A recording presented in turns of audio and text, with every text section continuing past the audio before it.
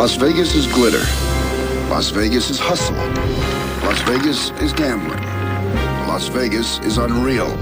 And I'm not talking about the city of Las Vegas. I'm talking about the basketball team. And now, your running rebel.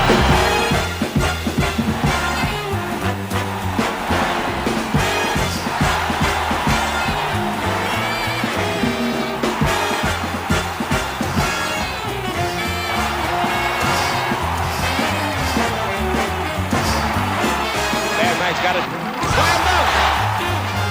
For the better part of 2 decades, the Runnin' Rebels of UNLV were the only game in town, in a town that loves its games and worships its winners. With a brash, up-tempo style that was a little wicked and a lot wild, the Rebs shook up Sin City. They rose from the depths of obscurity to the heights of college basketball and wound up hitting the jackpot. Jerry Tarkanian's teams at Las Vegas didn't just score a lot of points. They scored a lot of style points. They dressed a certain way. They walked a certain way. They scored a certain way. They were hip. It wasn't just basketball. It was literally showtime. It kind of fit the community. Not quite out of control, but almost. There was a nastiness about UNLV because of the way they played basketball and they could go out and attack people. When a program is branded as being a renegade, some people kind of latch onto that. People in Vegas, they see losers all the time. You know? All they want is to see winners. For people who grew up here, it was kind of like the first legitimate thing that Las Vegas had. It had a very strong, positive psychological effect on this community. People were aware of our community for something other than a floor show. They needed something to hang their hat on. UNLV basketball. That's my thing. Jerry Tarkanian's Runnin' Rebels were exactly that. Let's play a good defense now. Let's play a good defense. Jerry Tarkanian was a perfect fit for them because he believed that he could win anywhere, and he recruited the type of player that wanted to play in a place like Las Vegas. It was really a marriage made in heaven. But like many Vegas marriages, this one too ended with a nasty divorce. Even with all the success Jerry Tarkanian had at UNLV, it's hard to ignore the anguish he brought to the university, and the university brought to him. The accusations and rumors, the questionable decisions, the NCAA investigations, all which ultimately tarnished the reputation of a school and its coach, a charming renegade with a trademark towel and a catchy nickname. This was my nickname, Tark the Shark. It started when I was coaching in Long Beach. We were right on the water there, and a sports writer named John Hall gave me that nickname. And instead of trying to tone this down, he embraced that, Tark the Shark. They would play the shark theme at the Thomas and Mack Center all the time. Fans would clap their hands together like a shark from Jaws coming down, biting on someone. And so Tark the Shark became sort of a national image. In that respect, Jerry made a great mistake in embracing the shark. Most people think he was a cheater, somebody who pushed the rules to the outer limits. You start with the fact that he looks like an unmade bed, and you add the type of players that he recruited, the success that he had at a place that had never had success before. They have won their first ever national championship. And hasn't had success since. Most people would say there's only one way you can do all that, and that's to cheat. One of the problems Tarkanian ran into is that his reputation remained on the lawless side. They were working within the rules, but getting around them at the same time. When players would get into legal trouble, there was a local judge who supposedly would take care of things. The rumor would get to key boosters, point guard A is going to be parking cars Tuesday, Wednesday, and Thursday night. Go get your car parked. And obviously what happens when you park a car in Vegas, you tip the valet. It's a town that's conducive to rumors and innuendo and false allegations and all that, and I'm sure a lot of the things that you heard about Tark were not true. When the national media was really focused on UNLV and the players and talking about how they're paid off, Jarvis Bassnight, the center of the team, a very tall individual, rode onto campus on a moped, and his knees were up above his head. And I remember thinking, well, if these guys are getting paid, they're not getting paid very much. There were always rumors of corruption about Tarkanian and the program, that players were getting better grades than they were supposed to get. Keep the defensive pressure on. Tarkanian was bringing in students who were perceived as not being able to qualify for college. And it really set back UNLV's, at least perception and image around the country as an academic institution. That's a rough thing to have to deal with if you're trying to improve your reputation. The image fit. Las Vegas was a lawless place. Here's a lawless program. Oh, it all goes together. It seems that everybody in town is a rebel. It has always been a renegade, rebel kind of town, and there probably is no better name for that university and its basketball team than the UNLV Rebels. CBS Sports presents Rebels on the Run, the rise and fall of UNLV basketball.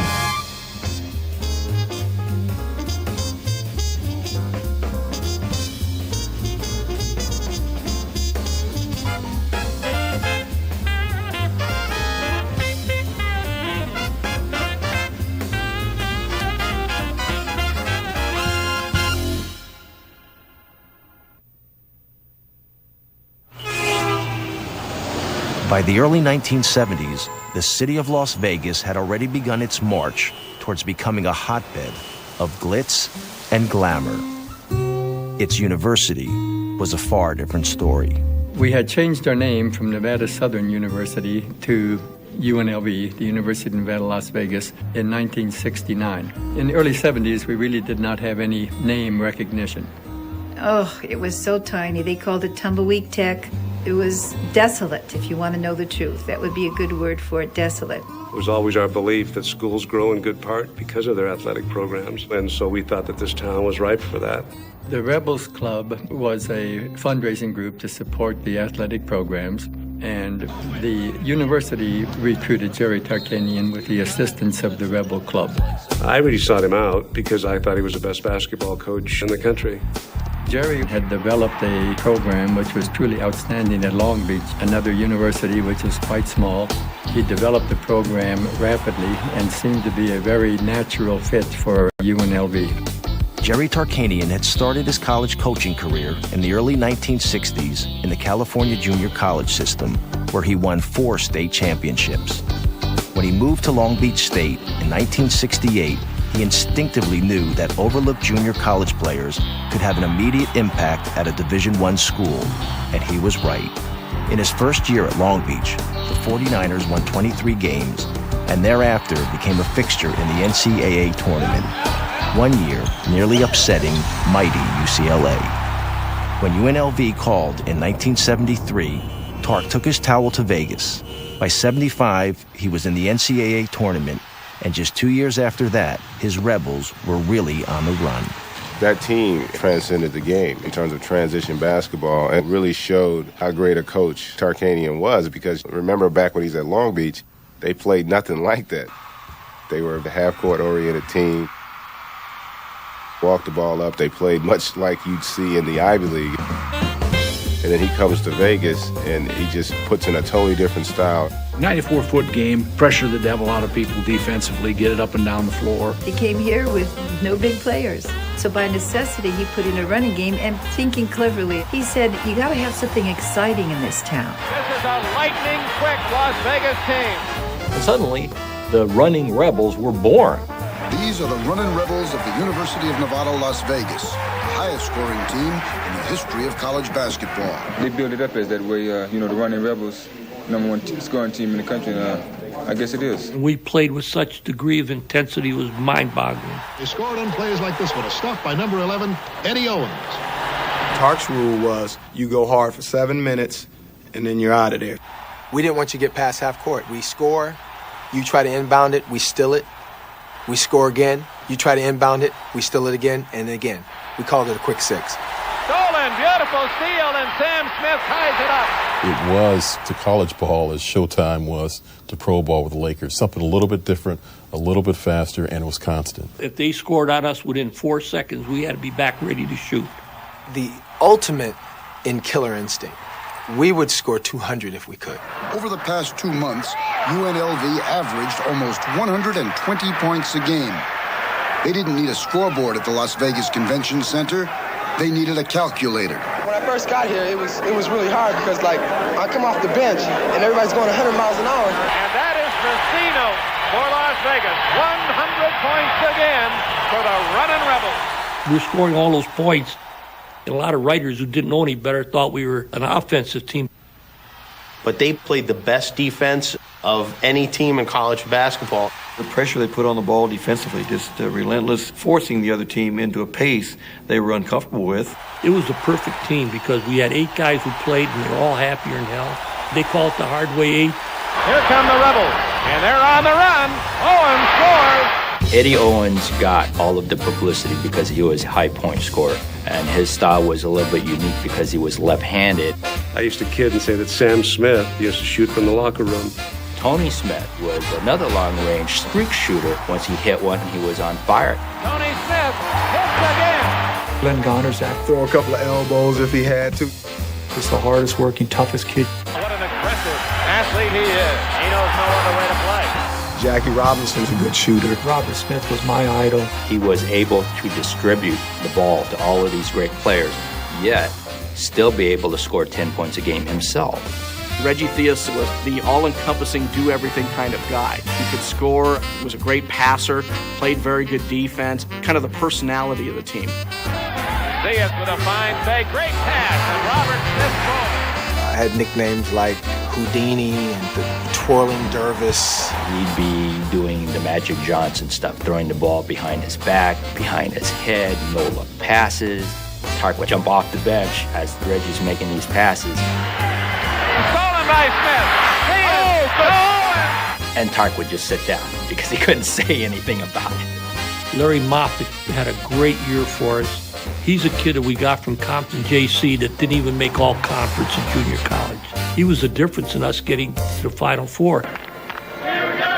This afternoon's second game is between the Tar Heels of the University of North Carolina and the Rebels of the University of Nevada, Las Vegas. When you look back on it, you see how difficult it is just to get to the Final Four. To do it in the 4th year with the program that was near the bottom was really amazing. It even stunned Tarkanian that he's actually in the Final Four at this point. We were more confident than nervous. We're the underdog for the whole year anyway. Everybody's like, little UNLV, they're scoring a lot of points, but can they stop anybody? So we had to prove ourselves. Against favored North Carolina, the Rebels forced the action and led the Tar Heels 53-45 midway through the second half. We had pretty much control of the game, and then a rebound went up. Larry Moffitt got popped right in the nose. He's going over to the sidelines. He might have gotten his nose broken right there as Gonersack came down and hit him with an elbow. He's really hurting. And this is a very bad injury for Jerry Tarkanian because Moffitt is the key to his defense inside. As soon as he went out of the game changed because you could not come inside and get a shot off without Larry Moffitt being there swiping at the ball. With Moffitt knocked out of the game, the middle opened up and Carolina took control. North Carolina has ripped off 14 points in a row to take the lead. It was hard because we had big expectations of winning it all. The Rebels' Sam Smith scored the final basket at the buzzer, but it wasn't enough.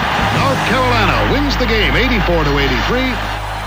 In just 4 years, Tark turned another small school from out west into a national power, and with that, increased his visibility as well. When you get in the Final Four, you're no longer the little scruffy coach out of Long Beach or Pasadena. Now all of a sudden, you become the Goliath, and he could never go back. When we return to Rebels on the Run, Jerry Tarkanian and the NCAA collide.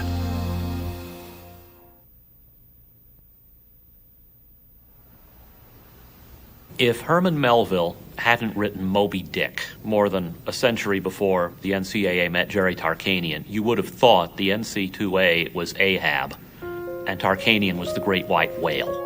Jerry Tarkanian first found himself under the NCAA microscope in the early 1970s when he turned Long Beach State into an improbable winner in the school's first season playing Division I basketball. We were tabbed as misfits to a band of roving gypsies. And that's the sort of thing that's created when you have a team that comes up out of seemingly nowhere all of a sudden. To the NCAA, Long Beach State's sudden success was suspicious, and And to make matters worse, UCLA, the reigning kings of college basketball, began to leak rumors of recruiting violations and grade fixing at Long Beach.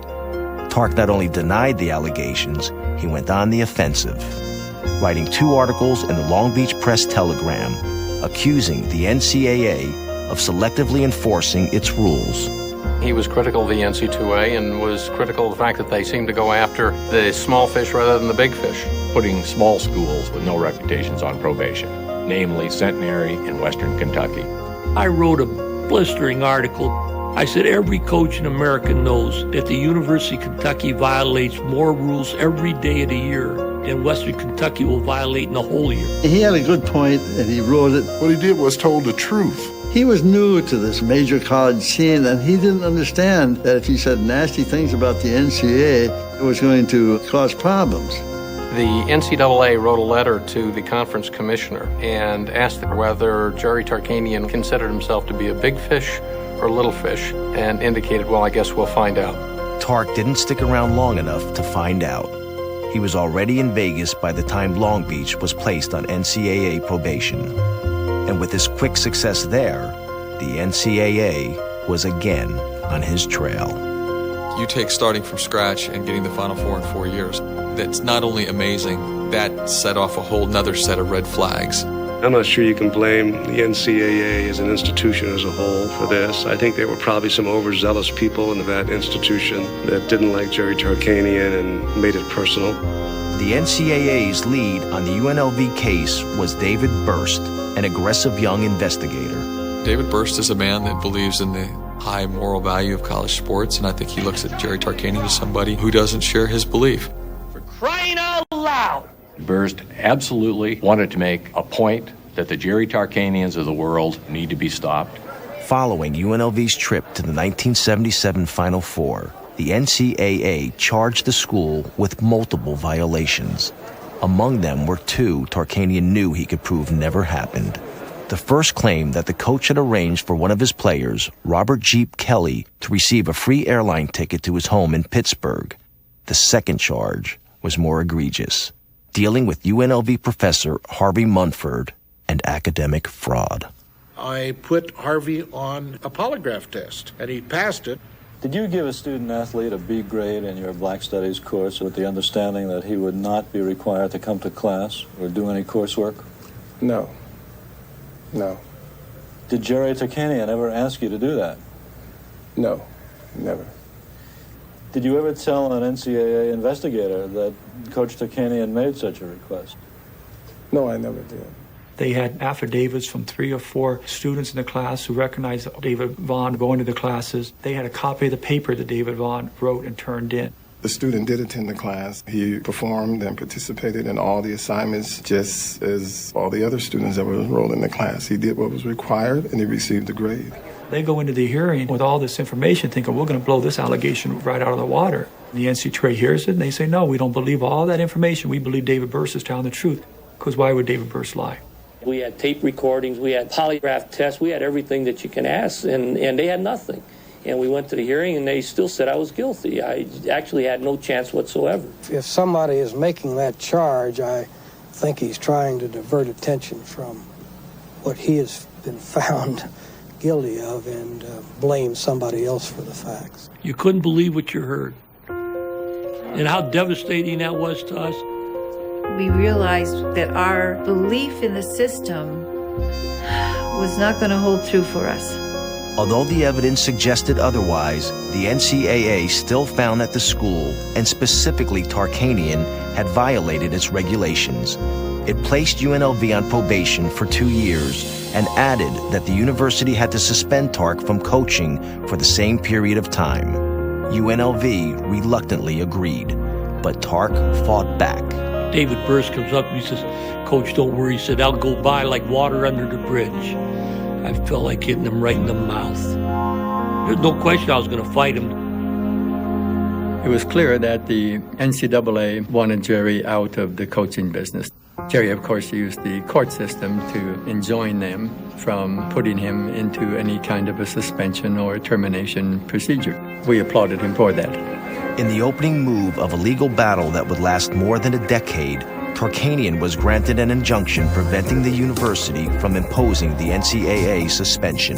This afternoon, Judge James Brennan granted Tarkanian a temporary restraining order, which in effect blocks his suspension by the university. It's unfortunate that it had to go to court, but I'm real grateful for our judicial system that I did have this opportunity. Most folks in sports would tell you that that was the dumbest thing you could have ever done, taking on the NCAA. The easiest thing would have been just keep your mouth shut and don't say anything.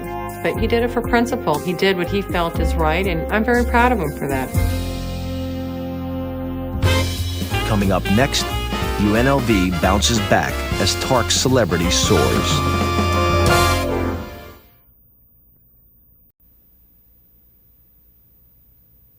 We now return to Rebels on the Run. As part of the NCAA's 2-year probation, UNLV was banned from national television in both 1978 and 1979. The Rebels still managed to win 44 games, but the lack of national exposure made recruiting difficult, especially impact players like Brooklyn's Sidney Green. He needed that blue chipper, as Jerry used to say. I need a blue chipper.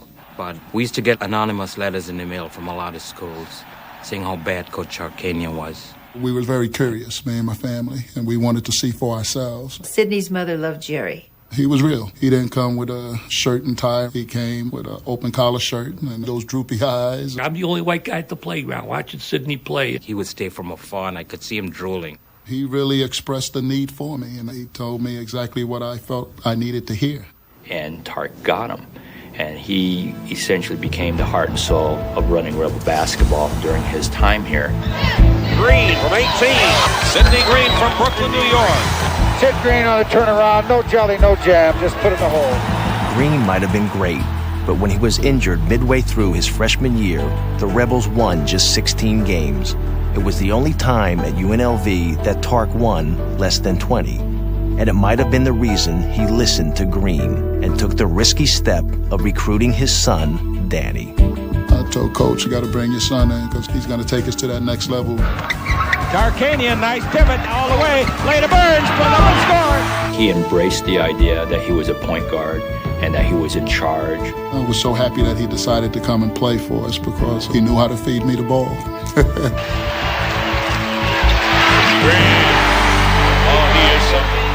If you have your son out there and you're not winning, it's not going to work. So it was a gamble, his coming. But in Danny's second year, we were #1 in the country for 2 weeks. First time UNLV ever did that. It was Frank Sinatra and Lola Falana and UNLV basketball. And perhaps the biggest star on the strip, UNLV's affable coach, the bald-headed, droopy-eyed Jerry Tarkanian. You hear about Siegfried Roy, Wayne Newton, but Jerry Tarkanian was a star to those guys. He was the biggest star in Las Vegas by far. Whenever he came into a room, they said, there's Jerry, there's Tarkanian. In his prime, Jerry Tarkanian, bigger than Elvis in his prime. Elvis would have run to get him a drink. He was Wayne Newton, Frank Sinatra ×2. One of the perks of coaching at UNLV is you got to meet a lot of the stars, and none of them were bigger than Frank Sinatra, and he became a real fan and a good personal friend of ours. Everyone loved him. Sort of a deity. They had little dolls at Tarkanian in the airport. He didn't pay for anything. I imagine people put his shoes on him in the morning because that's the sort of respect he garnered. Like most headliners in Las Vegas, Tark had a shtick. A meticulously folded, slightly moistened towel, occasionally placed under his seat, but more often found in his mouth. He always looked really funny biting on the towel. That's where he got the nickname Bulldog. Bulldog always grabs the towel and starts shaking it. Tarkanian works that towel. Look at that. Gil would always prepare his towels. I guess he would soak one and have one dry. Nobody else can wet it exactly the way he does. It's never too wet and it's never too dry, and he folds them perfectly. I guess it worked for him. He won over 82% of his games. The towel in place. Not necessary right now. That towel was like Superman's cape. It was like Captain America's shield. And they always say he was just sucking on it because he's thirsty, but there was something else there. There was magic in that towel. And gold in them dar hills. Along with UNLV's success came greater financial support, which led to the building of an exciting new state-of-the-art facility for the Rebels' growing fan base. My dad felt real proud about it. It's something that they had accomplished, that we needed that facility, and they helped build that. We were moving from a facility that seated 6,500, and people said, there's no way you'll ever sell out a place that seats 18,500. And we went to 15,700 the first game, and the next game we went to 18,500. And I don't think we ever did not sell it out during Jerry's career after that. The introduction of players alone rivals any show on the Strip. The only thing missing is the 2-drink minimum. So exciting. Something I think the whole city was proud of. My mom was the one who applauded the fireworks. And at first everyone was like, oh, it's Vegas. And now I see that everywhere. That arena pulsated. It pulsated, the emotion and the love that the people had for that team. Your heart get to pumping, your adrenaline get to running, and you just want to play now. It's time to get it on. When the lights went out and that laser shark started going around the arena like it was circling the team, and the crowd was so loud and so excited. It was deafening, and it was dark, and it was really pure Las Vegas show business. And then they started Gucci Row, where they put in 72 chairs, and they were charging like $2,000 a ticket. I got Gucci bags, and I filled them with popcorn. And everyone on Gucci Row, I passed out a bag of popcorn with a Gucci bag. And that's how come it got the name Gucci Row. We were making more money just off of Gucci Row than a lot of schools were making off their entire season. But there was a downside to the uplifting experience at the Thomas and Mack. It was negatively perceived around the country as just another Vegas glitz deal. College basketball had never seen anything like this, and they weren't really prepared for it and didn't like it. This atmosphere has helped create a perception around the country that this university is little more than a basketball factory. Let's not forget that a basketball program is supposed to have a place in a university. It's not supposed to be bigger than the university, and that was never the case at UNLV. That is the kind of image that UNLV is striving to overcome. Next up, will a new emphasis on academics stall the running Rebels?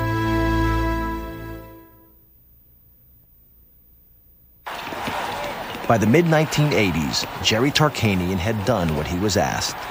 UNLV was a national basketball power, but there was a price paid to get there that some in the academic community felt was too high, especially the school's new president, Dr. Robert Maxson.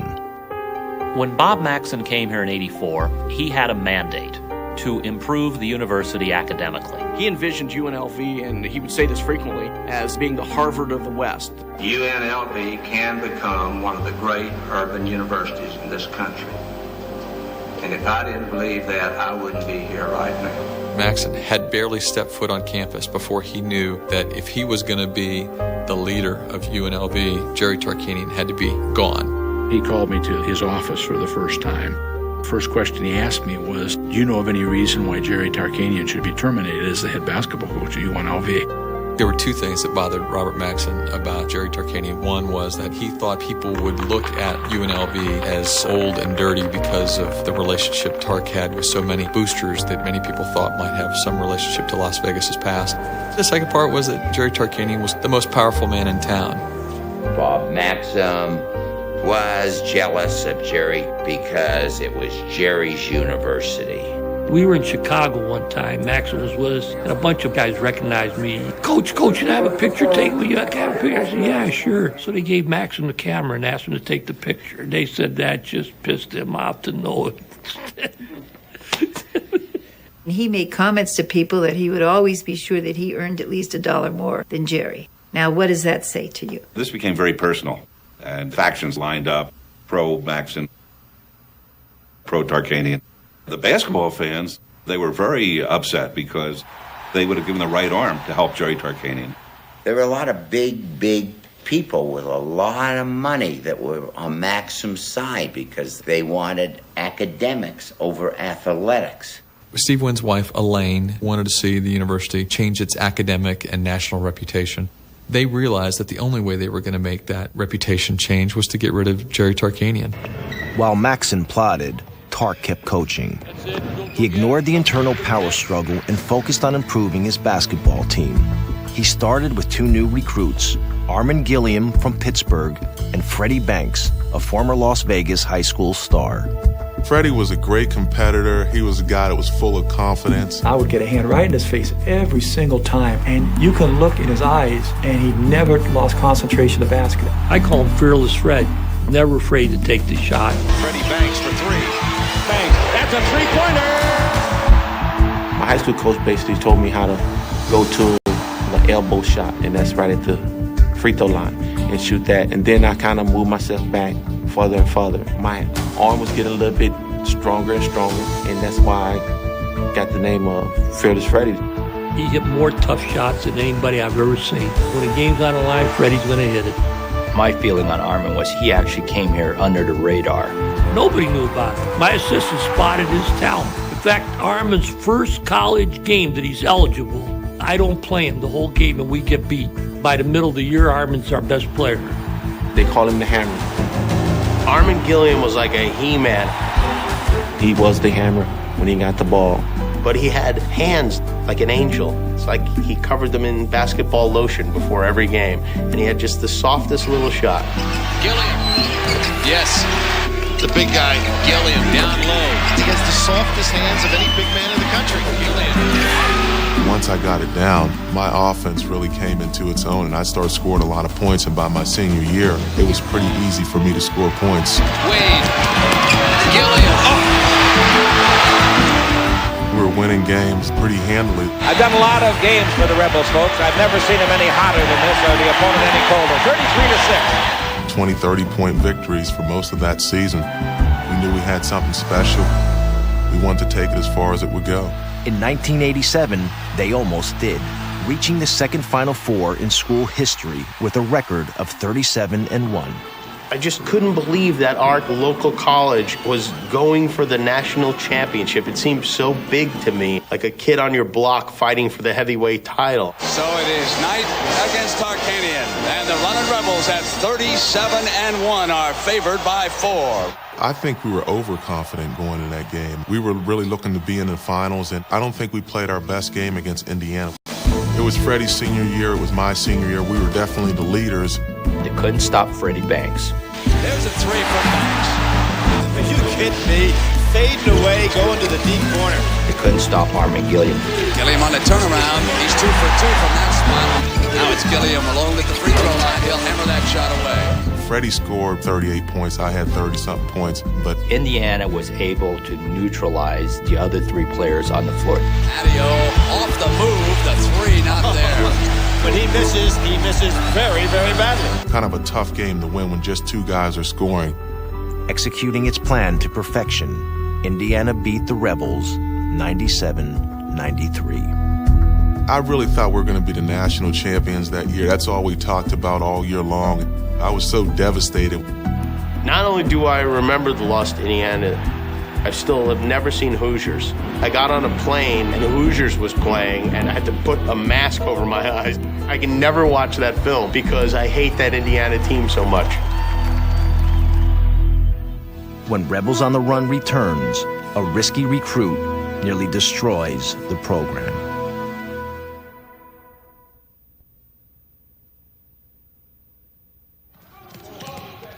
Lloyd Daniels could do everything.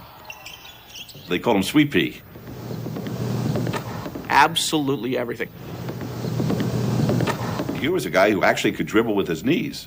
I saw that. If he had played at UNLV, he may have been the best player that UNLV ever had. There were many who said he was the greatest street ball player of all time. In July 2000, we started the 5-Star Basketball Hall of Fame. Here are some of the players who have been inducted. Michael Jordan, Christian Laettner, Rasheed Wallace, Sid Green, Len Bias, Dominique Wilkins, Patrick Ewing, Grant Hill, Alonzo Mourning, Michael Corrin, and Isaiah Thomas. All those guys played at the camp, and Lloyd Daniels was better than all of them as a high school junior. And it's documented, it's fact. Howie Garfield, when he first saw me play, he said, this guy's got God-gifted talent. Jerry always expressed the fact that he thought Lloyd could be the best point guard ever. He had a feel for basketball. He was like Magic Johnson, but a much better shooter than Magic. He reminded me of Magic the way he passed the ball. He could see like 2 plays ahead. Larry Brown went bananas when he saw this kid for the first time. He jumped out of his chair 3 times on plays that this kid made. I could play with 4 scrubs and make them look good. Lloyd's as fine a basketball player as I've ever been associated with. The only question is, will he get his academics up? That's what we're all hoping for. Lloyd Daniels' talent was seductive in spite of the warning signs. Still, it was possible that Jerry Tarkanian saw Daniels as something more than a basketball prodigy capable of leading UNLV to its first national championship. Tark had a history with troubled recruits. He believed in giving them the same chance someone had once given him. This is my Pasadena City College team when I played. I played fairly well there, and then we moved on to Fresno State, and I played 2 years there. My last semester, I was captain of the team. He was certainly fun-loving in college. They used to have some well-known parties at their house. I never missed a party. But as far as academics were concerned, he really didn't care much. I wasn't much of a student when I was in college until I met my wife, Lois. She was an honor student, and she got me motivated in academics. And that was a factor that made me feel that I could do the same thing with many of my players. Jerry said to me, why should those kids who are unfortunate and who have trouble academically be excluded from the puzzle? Coach Wooden always said, I would rather go too far with someone than not far enough. I want to give him every opportunity. Jerry felt that very same way. A lot of them came from broken homes or the inner city. He gave them that chance, and he treated them with respect. Tarkanian had a deep sense of the needs of young African-American athletes out of urban areas, social isolation. He wasn't afraid to go in there and develop personal and family relationships with them and care about them more than just athletes. When you say the name Jerry Tarkanian, it's like a father figure to me. This is a guy who didn't come from a background of wealth, and he could see some of himself in these kids. Is he doing all right? Is he lying to me? That always put Jerry in the hot seat, so to speak, because he gave a guy a chance that maybe didn't do the right things. He's doing all right in some of what he's supposed to be doing. There is more that he has to do. Do it! The system always thought that he was wrong for doing what he did, but he has a right to do what he feels is right. The problem, of course, was that it also has an effect on our reputation. When Tarkanian came here, faculty members were worried. You're recruiting kids who have no business in college. He said, you're probably right. I'm not UCLA. I'm not Notre Dame. I can't compete with them. So I have to go for the kids that other schools don't want. So we get them to UNLV. They don't show up for all of your classes, but we try to get them there at least, and they have a chance for an education. Really just hard to argue with that reasoning. The NCAA didn't like that, which is sad because those are the kids you want to give a chance to. I think it's more important to help those type of kids than it is the honor student. The honor student can help himself. And sure, UNLV had the admissions policies that allowed him to provide those opportunities. He always felt that he could work with anybody. And if they could play, he didn't worry about what people would say. I'm not so sure he was being the Father Flanagan. I think he was trying to win basketball games. Whatever his reason, Tark was drawn to Daniels like a moth to fire. And for that, he set himself up to get burned. The Lloyd Daniels case stretched Jerry's credibility with some people in the community. The people in town who loved the program would excuse nearly anything. But now you have Maxson here. There's a bigger push toward academics, and the thought is, what is going on here? I said to him, you cannot recruit Lloyd. I said, this is what Maxson's waiting for. It's just walking into a trap that the NCAA didn't even have to set. But to try to say that my dad recruited nobody else would touch him is a lie. It was us, St. John's, Syracuse, and Kansas. I'm not sure you could have talked Jerry out of trying to recruit him at the time. He viewed it as a challenge. I thought that with our monitoring him and doing the things that we do, he had a chance to be successful. You had to take a shot and hope someone would reach him or some miracle would happen. With his reading skills reported to be at a third-grade level, Lloyd Daniels somehow managed to get through junior college and into UNLV. In February of 1987, he was just 2 weeks away from enrolling when he embarrassed both himself and the university. It's tall as hell. You have to be a rebel. Don't say that. We don't need that. I know. God, I hope not. When you're in a place like Nevada, Las Vegas, where you're 18 years old, you got a little money in your pocket, you got everybody telling you how great you is, you can make a mistake. Guess who we just got? Don't tell me a basketball player. Lloyd Daniels. Lloyd Daniels. No. The story just escalated huge. Lloyd, you realize what you may have done to your career? When he gets arrested at a crack house, you know, the pictures, they just don't look good. I let a lot of people down who believed in me. Jerry just wanted Lloyd Daniels to come to UNLV. It was a feather in the cap to get the best player in the land. He wasn't thinking of the consequence of what happened. He thought I could straighten him out. We definitely took a risk there, and it backfired on us, but I still like Lloyd to this day. We've had a very good relationship. That was it for Tarkanian as a national perception goes. We now knew that he would go to any lengths to get basketball players to play for him. Although the Daniels affair nearly ruined Tark's reputation, there was at least one other coach who couldn't resist the lure of a great talent. Larry Brown called up 2 weeks later looking for Lloyd Daniels. He was going to let me move in his house and let me play at Kansas. That's scary, ain't it? When we return, a startling revelation delivers a haunting blow.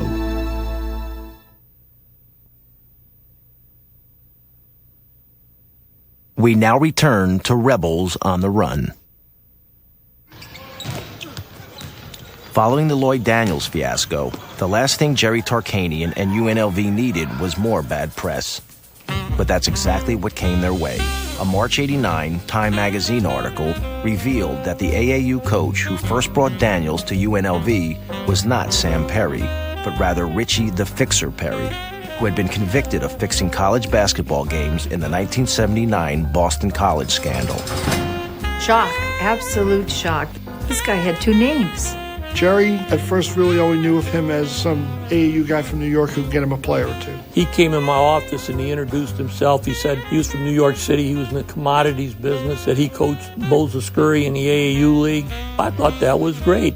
Jerry had no idea who Sam Perry was, what he was, and where he came from. I had no idea who he was. I'd never even seen the guy before in my life until he came in the office. I know that is the story that Jerry Tarkanian has said and said consistently. But Richie the Fixer was well known to so many folks in college sports.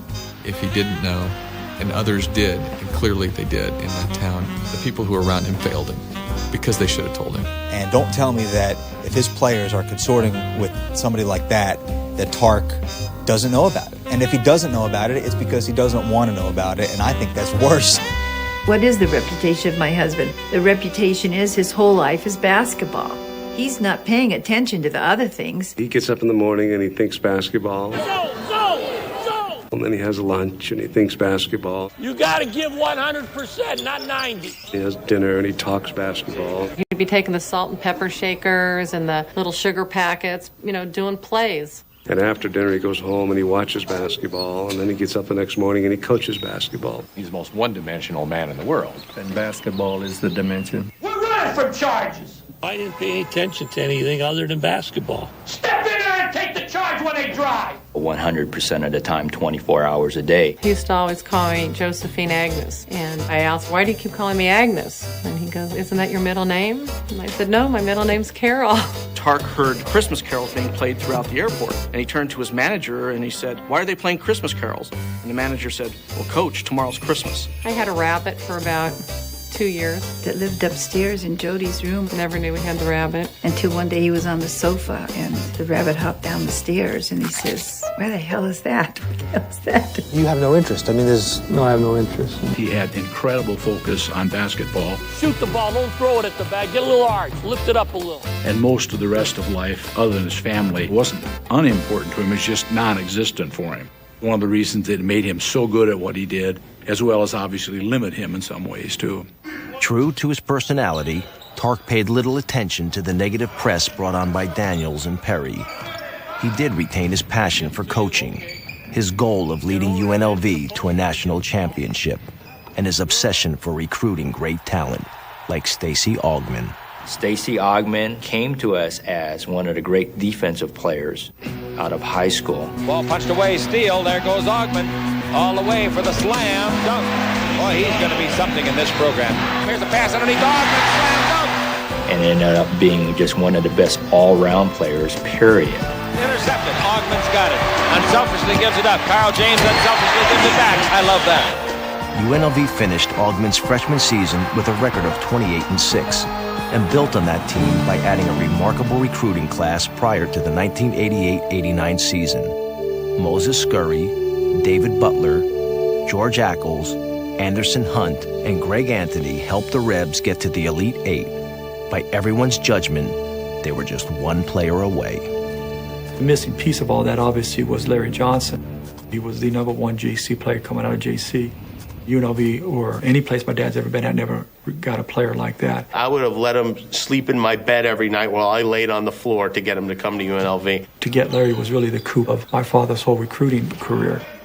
He ended up being that giant piece in the middle of the floor that we're always missing. The guy who could just dominate the middle and take no prisoners. 4-on-1 the other way. Anthony gives it up to Larry Johnson for a dunk. Not just a strong physical presence, but he could run and he could jump and he was quick. Such a good all-around athlete that he could dominate a game like 7-footers could dominate games. On top of all that, he understood that in order for him to get where he wanted to go in terms of winning a championship, he had to make sure we all were better basketball players. Larry Johnson throws it ahead to Anderson Hunt. He's got it. Goes in, dunks. What a pass by Johnson. Not only was he a phenomenal talent, but Larry was one of those few individuals that had the ability to make everybody feel good about being on that team.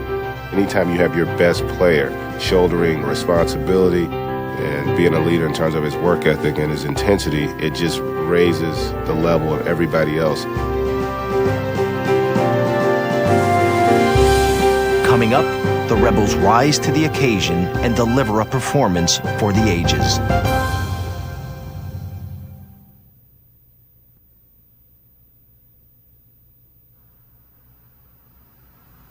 There was this poster of the starting five, and no matter where you went, there was that poster. Anytime these guys would go somewhere, they'd be hounded for autographs. They were really celebrities in the town at that time. These players had been together for 2 or 3 years.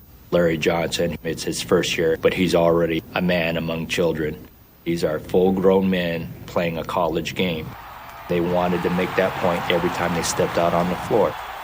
The NCAA was screwing with us early because they knew we were going to be good. It seemed like every time we turned around as reporters, we were writing about some type of controversy that Rebel basketball was involved with. Starting guard Greg Anthony and starting center David Butler have been declared ineligible by the NCAA for this one game. The NCAA decision is based on its conclusion that Anthony and Butler have owed money for long-distance telephone calls made on road trips. Our guys felt like we were picked on. It was as if we were constantly on trial. Hold this guy out for 2 games. That guy had peanuts in Hawaii and didn't pay for him. Hold him out. Disciplinary issues that became public. Some of them just weren't that big a deal, but because they were associated with Tark in Vegas, they got overblown. That team bonded together and said, you know what, we're not going to let the NCAA beat us down. We're going to win the whole thing. Despite the optimism, the Rebels got off to a sluggish start, losing 3 games early in the year. On February 12th, 1990, they were beginning to play to their potential when their championship drive was nearly derailed. We were playing Fresno State, and I was going in for a layup. He's in the air. And one of the opposing players took my legs out. He loses his balance. And unfortunately, I couldn't break my fall with my hands, so the next best thing was my face. And Greg Anthony is slow in getting up. He's still down. His head hit the floor with such a thud. It was like a sickening kind of thud. And he didn't move. And our first instinct, oh my God, he's dead. He is writhing in pain. I don't believe he has even opened his eyes yet. Broke my jaw in 2 places, broke my chin, kind of knocked me out. Had to have surgery that night. And the doctor, I heard him whispering, just saying my season was over. I just broke down. I was just hurt because we had so many high expectations. Nobody would have said a word had he just pulled up a chair on the bench and sat out. I mean, this guy had a legitimate injury. I figured Greg's out for the year. They're practicing the next day in the North Gym. And who walks into practice but Greg Anthony, wearing a hockey helmet with this face mask. As one of the captains and a leader on that team, I had to show guys that I was committed to doing whatever it took. Remarkably, just 3 days later, Anthony was back on the court and did not miss a game the rest of the season. It is a broken jaw, wired shut. They must protect the nose because that's his remaining breathing apparatus. The rest of the year he played that way with the jaw wired. Even Tark is amazed at this young man's tenacity. Diving on the floor as Anthony's hitting the nose. If anything happens to this nose, they've got to get a doctor out here to cut the wires in that broken jaw. And our team just rallied around him. Anthony's had 2 threes today. That time he gets in close. They can't stop the man with the broken jaw. I honestly believe that that's what made that team that good. Anthony long for the dog. Puts it down. To see Greg come out and play, I mean, you just can't help but to get motivated. They all respected Greg, and he couldn't talk anymore, so they liked that too. Anthony might not have been able to speak, so the rest of the Rebels did the talking for him, taking UNLV to Tark's third Final Four. In Denver, UNLV got past Georgia Tech 90-81 and moved into the 1990 NCAA Final. UNLV goes to its first ever NCAA championship game. It'll be Las Vegas against Duke Monday night. This thing had become kind of a crusade to get Tark over the top. Because remember, he had tried in 77 and he had tried in 87. Came up short in the national semifinals both times. For the players, they saw this as, this is for coach. Let's get him his national championship. Good evening, ladies and gentlemen, and welcome to the McNichols Sports Arena in Denver for tonight's national championship game between the Duke Blue Devils and the UN Runnin' Rebels. Either you rooted for the old traditional style Duke basketball, predominantly white players, versus the African-American style of basketball, UNLV. This was one of those instances of negative connotation or not, where there was this racial pride injected into a sporting event. It was being played up as kind of a good and evil thing. Of course, Duke is the goody two-shoes of college basketball. Vegas had gone all season thugging around, not only being great, but being thugs, intimidating people, roughhousing people, getting in fights. So yeah, it was a good versus evil. That was probably another rallying point. Not that this team needed one. We went out and we played our butts out, but everything went right, too, in that game. Vegas brings it down. No score yet. Now there is. They find Hunt. Gets inside. 11-6 now, Vegas. Stacey Augmon is the best finisher on the break that I have ever seen in college basketball. Hunt's three. Augmon. Henderson's back. He's special. And that was almost a laugher. I mean, at halftime, it was pretty clear they weren't going to beat us. And we have come to the end of the first half. It has been a Vegas story here. They played so great, and they kept pulling farther and farther away. There is Johnson. And now it is 50-35. Leitner out on Johnson, who puts it on the floor on the dribble and uses the glass. This is a 15-0 run. Snap pass now to Hunt. Score the triple.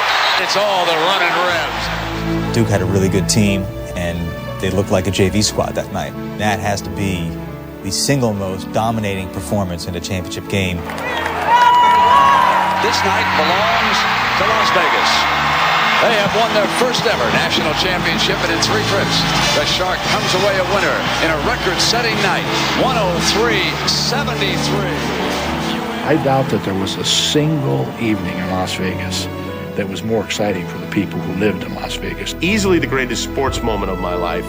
Definitely above the birth of either of my children. Maybe the greatest moment of my life. I have the trophy here for the 1990 NCAA Division I Men's Championships. Congratulations, Jerry. I want to thank all our great fans who supported the Rebels. It's a great win for all state of Nevada. I felt great. Everybody kept saying now it's vindictiveness. You shove it up the NC2A. No, that I wouldn't even think about that. I was just so happy we won. So happy for the people in Vegas. Always felt as though we were the ultimate entertainment destination, and we had things that no other city in the United States had. But now we were something very, very, very special. We'd like to present the president with a sweater and also an autographed basketball and a hat signifying the national championship season we enjoyed this year. The NC2A champion, Las Vegas, Nevada. People would never have dreamt that. You get this on film? Yeah, they're getting it over right here. This is hey, give me a number 1 finger. You got it. You got it. Yeah. Up next, Tark and the Rebels run into their toughest opponent, the NCAA.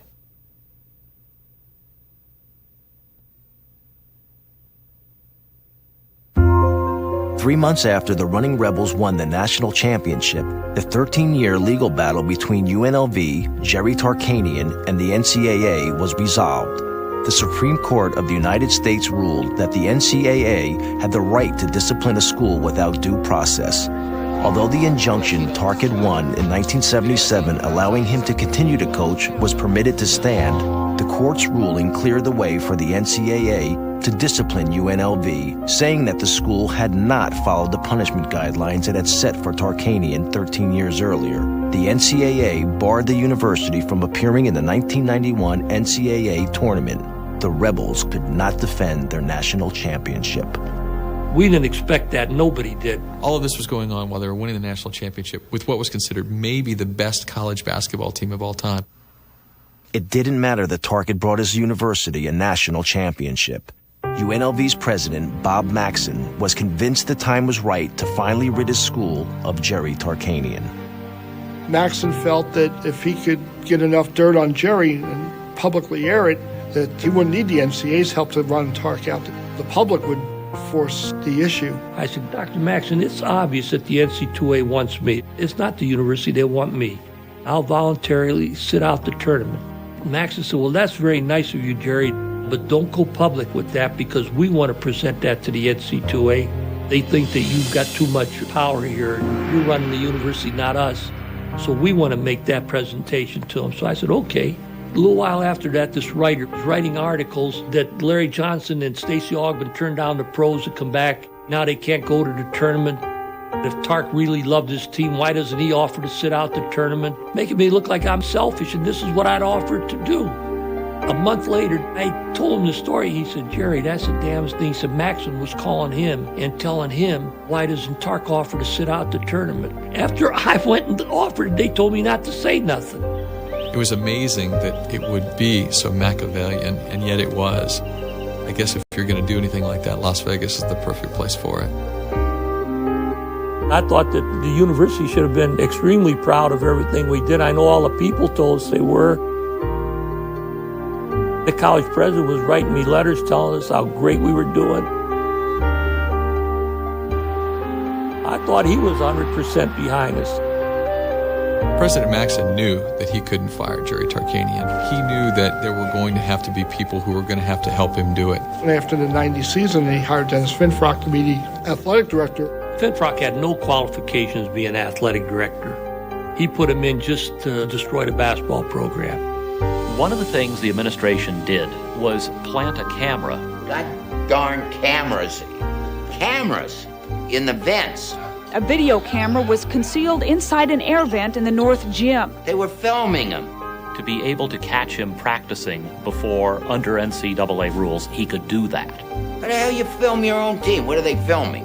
If I found out that my administration planted a camera in the room, I would probably do something to the administrator responsible with that camera, and it wouldn't be to take his picture.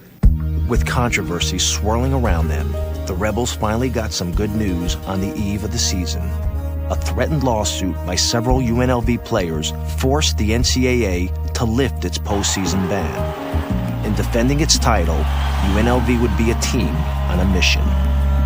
We were extremely focused. I think we were a better basketball team. Anytime you accomplish what we did the year before, you're going to build on that. They were together like no team you could ever imagine. They never talked about sticking it to Bob Maxson or sticking it to the NCAA. At that point, they had so much disdain for everybody, frankly. 1, 2, 3, no interviews. The bunker mentality had really set in. Unified, UNLV lived up to its Rebel nickname by playing with a brash, aggressive, us-against-them attitude. On the court, it worked. But the same behavior also reinforced the negative public perception of UNLV. The attitude was Tarkanian has a bunch of thugs to play basketball. That wasn't it. The perception of swagger was probably more one of unity and them coming together. Just realize that only somebody we got to depend on is ourselves. And, we don't want to let each other down. So, it just made us grow closer together. I think they took a little pride in the fact that some people might call them thugs, and they were going to prove them different. As the year progressed, UNLV was unbeatable. The Rebels dominated opponents, winning by an average of nearly 30 points per game. When it reached the Final Four with a record of 34-0, UNLV seemed destined to win its second consecutive NCAA championship. To win every single game, not only do I feel like they're going to win the title, I feel like they're never going to lose another game. This could go on for 10, maybe 15 years. In the national semifinal, UNLV had a rematch with Duke. Tell them coming back. 1, 2, 3, wham! A team looking for revenge. My dad said this before we played them, and I thought he was nuts. I thought when you beat a team as bad as you beat Duke, you take their heart from those kids. And my dad said normally that would happen, but those Duke players are made up of kids from competitive families. Grant Hill's dad was a great football player. Bobby Hurley's dad was a competitive coach. He said, you don't take the heart from those kids, you make them more determined. He was scared to death to play Duke that game. From the opening tip, Duke proved Tark a prophet. Grant Hill for Duke. The Blue Devils got off to a quick start and then unleashed a smothering defense which shut down the running Rebels.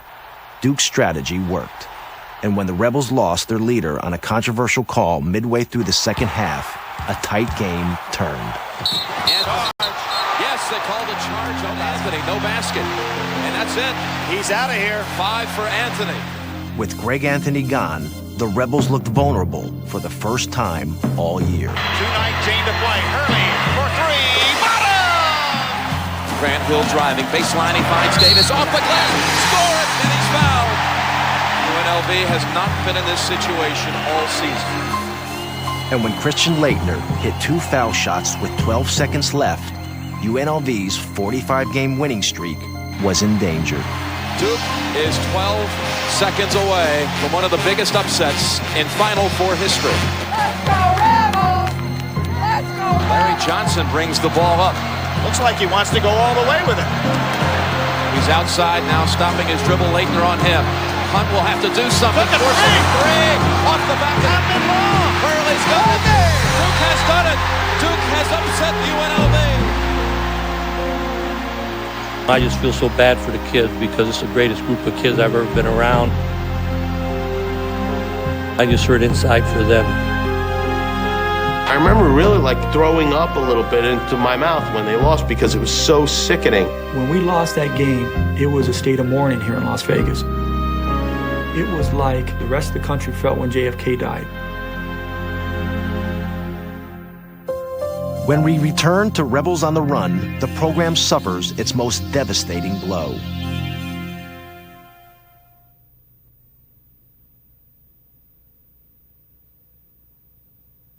Losing to Duke in the national semifinal was a blow to the Runnin' Rebels' pride. But what happened 2 months later turned out to be the beginning of the end for Tark at UNLV. The infamous hot tub picture. One more nail in the coffin. The last straw. I wasn't real pleased to see that hot tub photo. On May 26, 1991, the Las Vegas Review-Journal published a photo of Richie the Fixer Perry in a hot tub. Sitting with him were 3 UNLV players, Moses Scurry, David Butler, and Anderson Hunt. Although the full story of how the paper acquired the picture remains untold, almost immediately the national media picked up the story, creating a frenzy of negative press. Coach Tarkanian on numerous occasions has warned us to stay away from people like Richard Perry. You can't expect him to control people's lives. If some players want to go to a hot tub, they're going to go to a hot tub. The photos didn't surprise me because I've been close to the program for a couple years, and I'd seen people like Richard Perry with these players constantly. If you're Jerry, I mean, what kind of defense do you have? No one knows when that picture was taken. The kids swear that picture was taken before I told them not to go. At the stage when people were trying to say, when was the picture taken, you're splitting hairs. You got your players in a hot tub with a convicted gambler, you know? It's a hard argument to make that in Las Vegas, of all places, that's not a bad thing. With the damaging photo, President Maxson finally had enough evidence to force Tark out. The only way that his career at UNLV was going to come down was for somebody in a position of power to show some conscience and say the winning isn't worth it, the money isn't worth it, the fame isn't worth it. We are a university first, and it's time to start acting like one. You are seeing the passing of an era. I've been in a constant battle with the NC2A, and that's been very hard on me and my family, and and people closely associated with me. And then this recent thing is just, it's been so hard on my family. I mean, I'm used to this, and I can handle this pretty well. I can just block myself out of that, but, I'd go home and see the hurt in my family, and that bothered me. I remember watching and fighting back tears. It was very emotional. It's tough for me. After 18 years. In agreeing to step down, Tarkanian was allowed to coach one final season. The Rebels went 26-2, ending Tark's successful yet tumultuous 19-year reign at UNLV with 509 wins, 4 Final Fours, 1 national championship, and a line of supporters as long as the Vegas Strip. I don't think there's any question Jerry Tarkanian is one of the best college coaches of all time. You knew when you played a Jerry Tarkanian team that you had better play well in all phases of the game or you would be exploited. The people that played for Jerry, I'm sure, left as better individuals than they were when they joined the program. He was really successful with young people. I thought it was a program with dignity, integrity. They weren't perfect, but they did an outstanding job of allowing young people to play basketball and get an education. It was a feeling of accomplishment. The fact that the group that worked hard to bring him here were totally successful in achieving their objectives. After the dust settled, Tark took a few years off and then went to coach his alma mater, Fresno State, in 1995. Again, he was successful. But again, his teams were plagued with off-the-court problems, which led to NCAA sanctions. The pattern for Jerry Tarkanian, wherever he's been, Long Beach State, UNLV, Fresno State, he was at all 3 places. All 3 places got in trouble with the NCAA and were sanctioned very heavily. He is the consistent factor in that. So was he wrong in certain instances? I'm sure. Were people out to get him because they didn't like him? No doubt. But at the end of the day, all that happened, he never took responsibility for anything. He never held himself accountable in a way that you would hope a basketball coach would hold accountable his players and the people around him. Whether or not Tarkanian was a target, or if in fact he did bend the rules, his ongoing battle with the NCAA did eventually come to an end. In 1992, Tark sued the organization for harassment. 6 years later, the side settled out of court. The NCAA paid Jerry Tarkanian $2.5 million, although there was no admission of liability on either side. I was hoping that would vindicate me some, that there would be some people say, maybe Tark was telling the truth, but it didn't happen. I don't think anybody that read about the settlement with Tarkanian now thinks he was an honest guy, above board, did nothing wrong. Because he's the poster child for NCAA investigations, for NCAA probations. He always will be. It overwhelms his legacy as a basketball coach. While the public feud severely damaged both sides, its resolution did have a positive effect on NCAA policy. There is no question the NCAA is a better institution today, and that its investigations are better done today than they were in 1977. Now, when a statement is taken, you have a chance to review it. Statements are often tape recorded today. They didn't used to be. There are some real functional changes in NCAA justice that are directly relational to Jerry Tarkanian. As for UNLV, its basketball teams never came close to recapturing the glory of the Tarkanian years. Soon after he left, NCAA tournament appearances became few and far between. So did the fans, who had once adored Tarkanian and his Rebels on the run. Those are the people who suffered the most. The people in the community who had something that they truly enjoyed, and now it's gone. It's like if you had a great car that you loved and somebody keyed it and then drove it into the pool. UNLV certainly benefited from having Jerry Tarkanian as its coach. He put UNLV on the map. And to this day, when you think of UNLV, you think of Tark. And whatever sizzle or coolness is still there, it's there because of him. And you have to give the man credit for bringing that to that university because it wasn't there before he got there.